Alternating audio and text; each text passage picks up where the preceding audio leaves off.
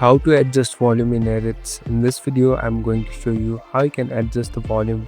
First of all, open the application. Now here in the middle you can see this project icon. Simply tap on this project icon. So here in this project section, now you can create a new project or open older ones. Yeah, I'm tapping on one. So I'm in this editing platform now. Simply select the audio that you want to change or make the volume down into. So here I've tapped on one. Now on the bottom you can see this volume section. Tap on it. Now as you can see it's 100%. Now this slider can be changed wherever you want to keep it. So adjust it manually. Now here on the last, simply tap on this tick button and you're done.